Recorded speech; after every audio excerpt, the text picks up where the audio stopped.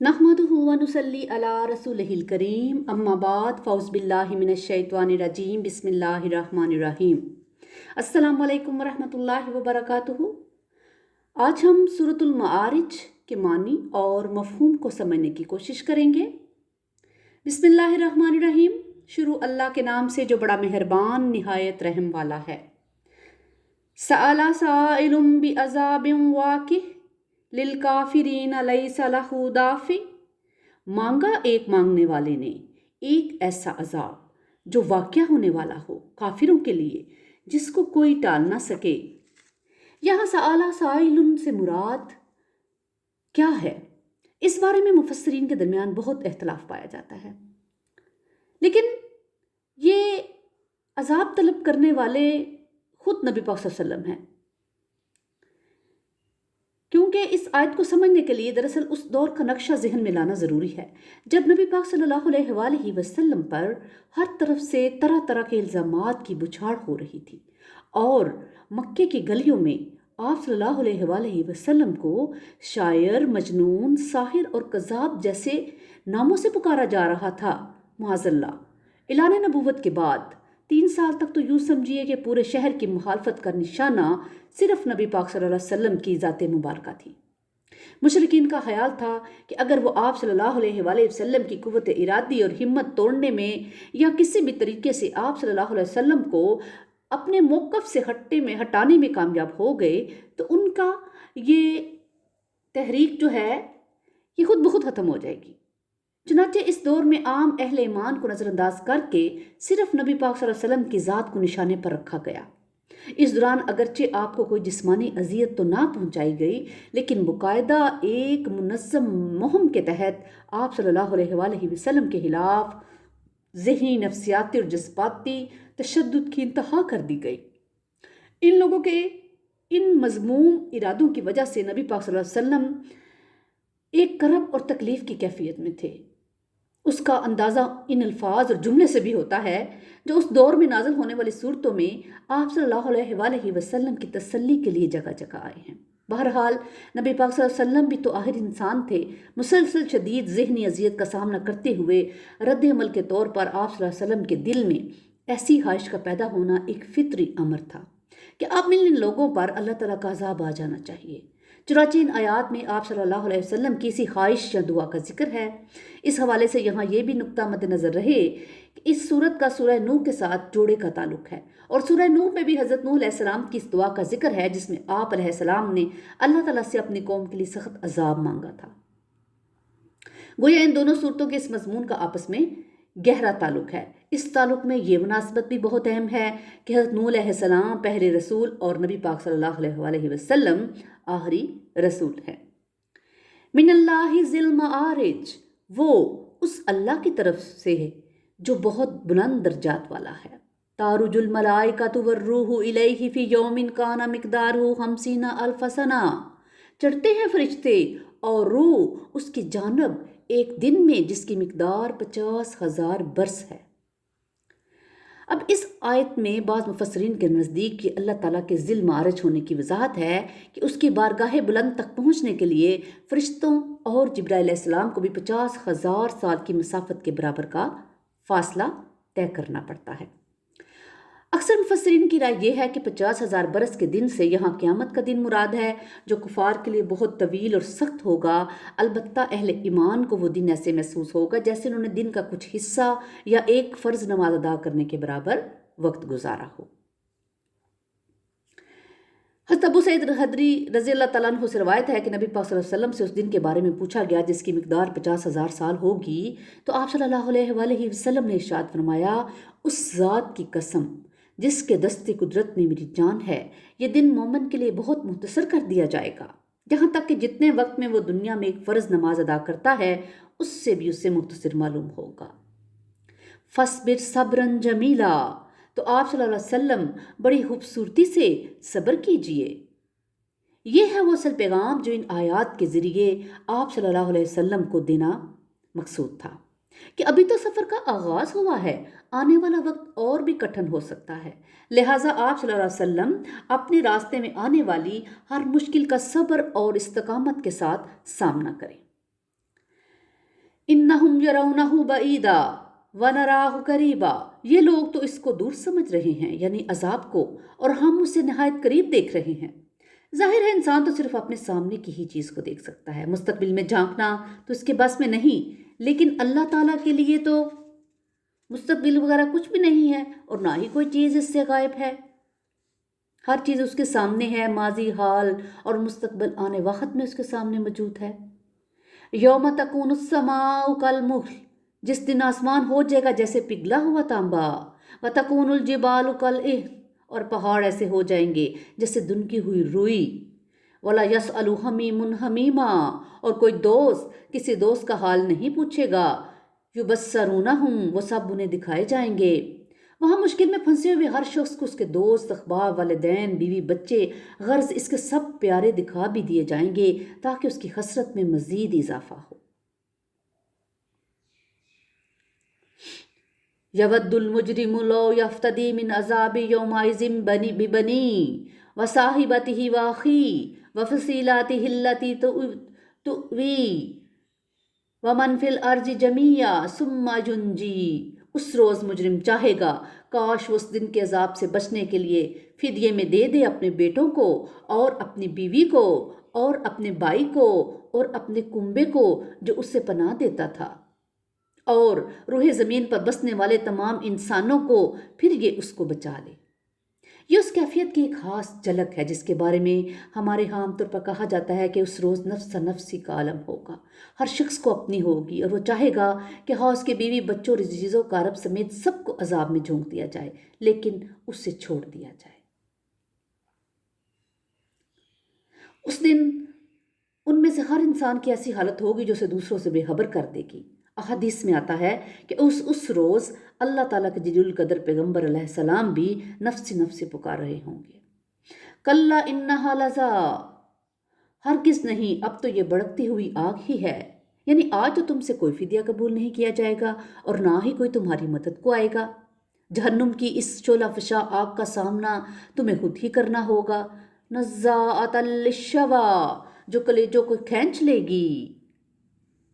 شدت کے اعتبار سے جہنم کی آگ کا دنیا کی آگ سے کوئی موازنہ نہیں ہے۔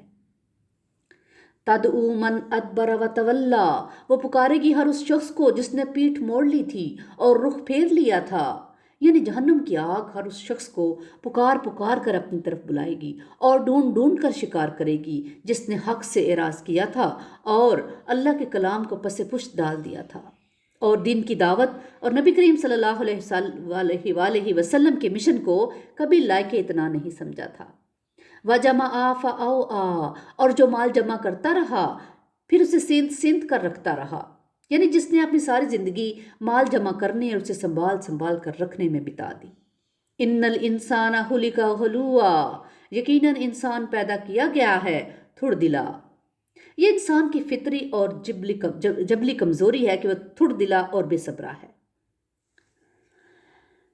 قرآن مجید میں انسان کی کئی اور کمزوریوں کا ذکر بھی آیا ہے کہ انسان فطری طور پر کمزور پیدا کیا گیا ہے۔ بے شک اللہ تعالیٰ قرآن پاک میں فرماتا ہے کہ ہم نے انسان کو بہترین ساخت پر پیدا کیا، لیکن افسوس کہ ہم انسانوں کی اکثریت اپنی روح سے بیگانہ ہو چکی ہے۔ اس کی بنیادی وجہ اللہ کی یاد سے غفلت ہے۔ جو انسان اللہ کی یاد سے غافل ہو جاتا ہے، سزا کے طور پر اللہ تعالیٰ اسے خود اپنی ذات سے غافل کر دیتا ہے۔ اذا مسہ الشر جزوعا، جب اسے کوئی تکلیف پہنچتی ہے تو بہت گھبرا جانے والا ہے، یعنی جب کوئی انسان اپنی روح سے بیگانہ ہو جاتا ہے تو وہ نرا حیوان بن کر رہ جاتا ہے۔ ایسے حیوان نما انسان کو جب کسی تکلیف کا سامنا کرنا پڑتا ہے تو صبر کرنے کی بجائے فوراً چیخنا چلانا شروع کر دیتا ہے۔ وَإِذَا مَسَّهُ الْخَيْرُ مَنُوعًا، اور جب اسے بلائی ملتی ہے تو بہت بخیل بن جاتا ہے، یعنی جب اسے کشادگی حاصل ہوتی ہے تو سب کچھ سمیٹ کر اپنے ہی پاس رکھنے کی کوشش کرتا ہے۔ إِلَّا الْمُصَلِّينَ، سوائے نمازیوں کے، یعنی ان کمزوریوں اور خامیوں سے محفوظ رکھنے والی ایک چیز نماز ہے۔ گویا نماز تعمیر سیرت کی بنیاد کا پہلا پتھر ہے، لیکن صرف وہ نماز جو خاص اہتمام سے مداومت کے ساتھ ادا کی جاتی ہو۔ الذین ھم علی صلاتہم دائمون، جو اپنی نمازوں پر مداومت کرتے ہیں، یعنی وہ لوگ جو اپنے روزمرہ معمولات میں نماز کو اولین ترجیح دیتے ہیں اور کبھی اس میں کوتاہی نہیں کرتے، چنانچہ ایسے نمازی اس وصف کے مصداق نہیں بن سکتے جو فارغ وقت میں تو نماز ادا کر لیتے ہیں لیکن جب کوئی اور مصروفیت ہو تو انہیں نماز کا خیال تک نہیں آتا اور نہ ہی انہیں نماز کے ضائع ہو جانے کا کوئی دکھ ہوتا ہے۔ سورۃ المومنین میں اللہ پاک نے فرمایا ہے الذین ھم فی صلاتہم خاشعون، وہ جو اپنی نمازوں میں خشوع اختیار کرنے والے ہیں۔ والذین فی اموالہم حق معلوم للسائل والمحروم، اور وہ جن کے اموال میں معین حق ہے مانگنے والے کا اور محروم کا۔ یعنی ایسے لوگ یہ نہیں سمجھتے کہ جو کچھ انہوں نے کمایا یا جو کچھ بھی انہیں مل گیا وہ سب ان کا ہے، بلکہ وہ اپنے اموال میں سے ایک معین حصہ معاشرے کے محروم اور نادار افراد کے لیے محسوس کر دیتے ہیں، جو اپنی وجہ سے کسی کمزوری کی مجبوری کی وجہ سے دوسروں کے سامنے ہاتھ نہیں پھیلا سکتے۔ اس لیے متمول افراد کو چاہیے کہ وہ اپنے اموال میں سے مساکین اور فقراء کا حصہ الگ کر کے حق بے حقدار رسید کے اصول کے تحت خود ان تک پہنچانے کا اہتمام کرے۔ والذین یصدقون بیوم الدین، اور جو فیصلے کے دن کی تصدیق کرتے ہیں۔ والذین ھم من عذاب ربہم مشفقون، اور جو اپنے رب کے عذاب سے لرزاں و ترساں رہتے ہیں۔ ان عذاب ربہم غیر مامون، یقیناً ان کے رب کا عذاب ایسا نہیں ہے کہ کوئی اس سے نہ ڈر ہو جائے۔ والذین ھم لفروجہم حافظون، اور جو اپنی شرمگاہوں کی حفاظت کرنے والے ہیں۔ الا علی ازواجہم او ما ملکت ایمانہم فانہم غیر ملومین، سوائے اپنی بیویوں یا اپنی لونڈیوں کے تو ان لوگوں پر کوئی ملامت نہیں۔ فمن ابتغی وراء ذلک فاولئک ھم العادون، تو جو کوئی بھی اس کے علاوہ کچھ چاہے گا تو وہی لوگ حد سے بڑھنے والے ہیں۔ والذین ھم لاماناتہم وعہدہم راعون، اور وہ جو اپنی امانتوں اور اپنے عہد کا پاس کرنے والے ہیں۔ والذین ھم بشہاداتہم قائمون، اور وہ جو اپنی گواہیوں پر قائم رہنے والے ہیں۔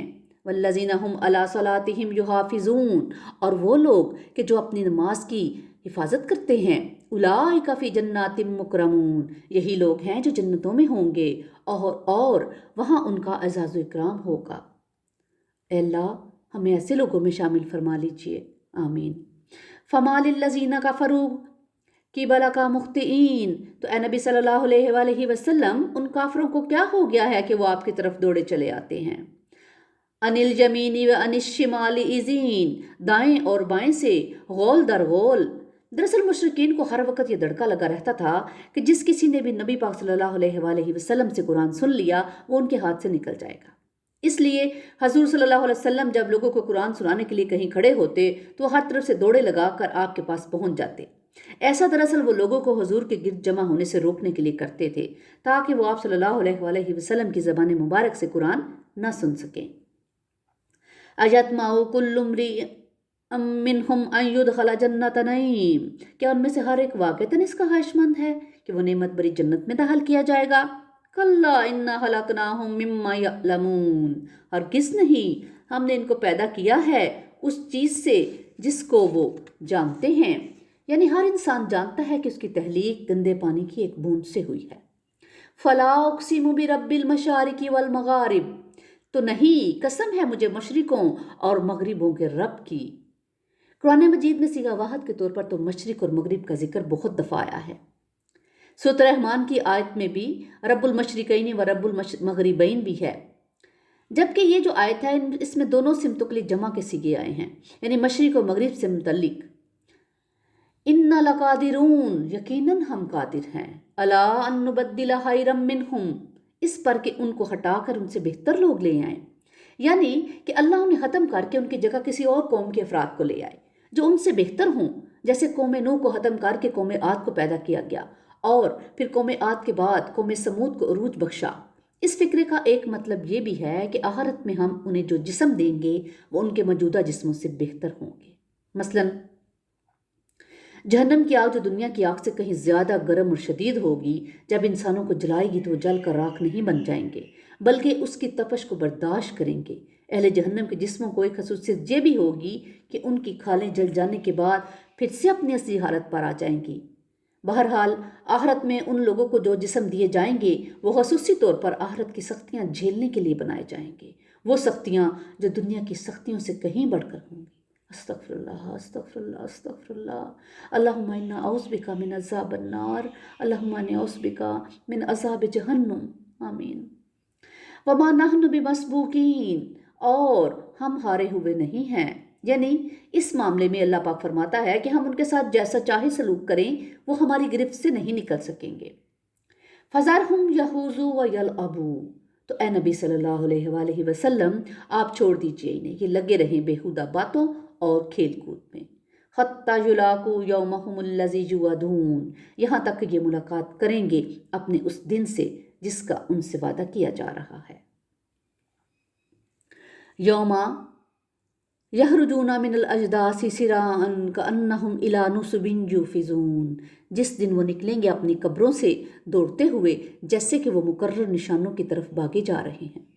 خاشعۃ ابصارہم ترہقہم ذلہ، ان کی نگاہیں زمین میں گڑی ہوئی ہوں گی، ذلت ان پر چھائی ہوگی۔ ذالک الیوم الذی کانوا یوعدون، یہ ہے وہ دن جس کا ان سے وعدہ کیا جاتا تھا۔ استغفر اللہ استغفر اللہ۔ اللہ پاک ہمیں قرآن پاک کو پڑھنے، سمجھنے اور اس پر عمل کرنے کی توفیق عطا فرمائے، اور اللہ تعالیٰ ہمیں آخرت کی تیاری کرنے کی توفیق عطا فرمائے۔ اللہ ہمیں اور ہماری اولادوں کو اپنا فرما بردار بنا لے۔ ربنا تقبل منا انک انت السمیع العلیم وتب علینا انک انت التواب الرحیم۔ سبحان ربک رب العزۃ عما یصفون وسلام علی المرسلین والحمد للہ رب العالمین۔ سبحانک اللہم وبحمدک اشہد ان لا الہ الا انت استغفرک واتوب الیک۔